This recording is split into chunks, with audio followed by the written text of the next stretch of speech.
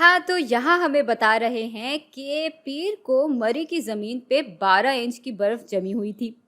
मंगल को मौसम थोड़ा गर्म हुआ और उसकी वजह से 2 इंच बर्फ़ पिघल गई और फिर बुध को मज़ीद 2 इंच बर्फ़ पिघल गई।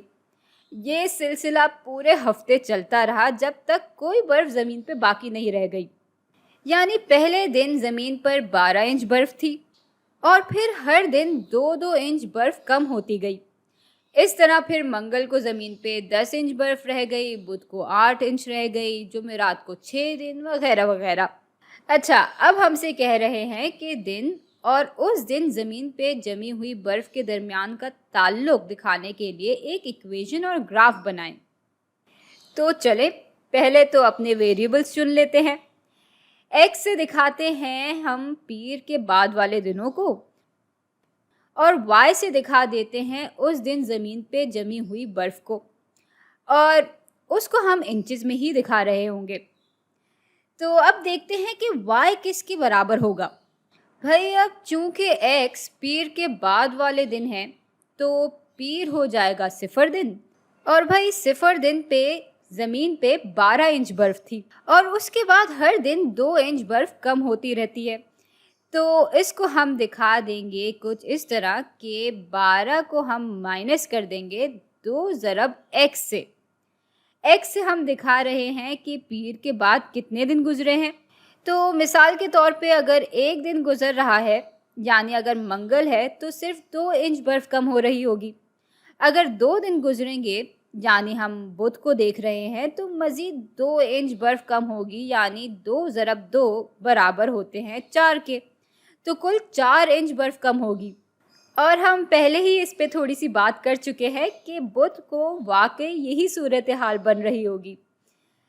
तो इक्वेशन तो आ गई है हमारे पास।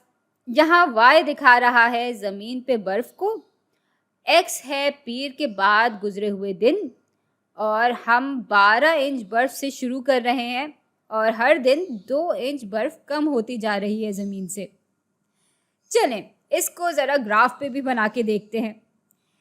ये आ गया हमारा y एक्सिस और ये आ गया हमारा x एक्सिस। भाई, ये दिखा रहा है ज़मीन पे जमी बर्फ़ को और ये दिखाएगा पीर के बाद गुजरे हुए दिन को। तो यहाँ 0 दिन गुजरे हैं, यहाँ 1, यहाँ 2, 3, 4, 5 और ये आ गया 6। अब पीर को 0 दिन गुजरे होंगे और उस वक्त ज़मीन पे 12 इंच बर्फ़ जमी हुई थी। तो 12 कुछ यहाँ होगा और यहीं हमारा पहला नुक्ता भी आ जाएगा। बल्कि ऐसा करते हैं कि x और y की इक़दार के लिए खाने बना लेते हैं। तो ये होगा हमारा x का खाना और ये होगा y का खाना। ये 0 दिन होगा और ये पहला दिन हो जाएगा, ये दूसरा, ये तीसरा, चौथा, पांचवा और छठा। अच्छा, 0 दिन पे 12 इंच बर्फ़ थी और हर दिन 2 इंच बर्फ़ कम हो रही है, तो ये हो जाएगा 10, 8, 6, 4, 2 और 0। चले, अब इन नुक्तों को ग्राफ पे बना लेते हैं। y एक्सिस पे 10 कुछ यहाँ होगा तो ये नुक्ता यहाँ आ जाएगा। 8 फिर कुछ यहाँ होगा तो तीसरा नुक्ता ये बन जाएगा। 6 यहाँ होगा तो चौथा नुक्ता यहाँ आ जाएगा। और अब आप देख सकते होंगे कि हमारे पास एक लकीर सी बन रही है। अच्छा, पीर के 4 दिन बाद बर्फ़ 4 इंच रह जाती है, तो ये नुक्ता यहाँ आ जाएगा।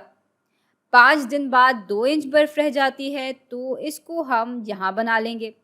और छठे दिन पे 0 इंच बर्फ़ होती है, तो इसको हम यहाँ बना लेंगे। तो इनको जोड़ लें तो हमारे पास यूँ एक लकीर आ जाएगी और बस इसके साथ साथ हमारा ये सवाल हल हो गया है।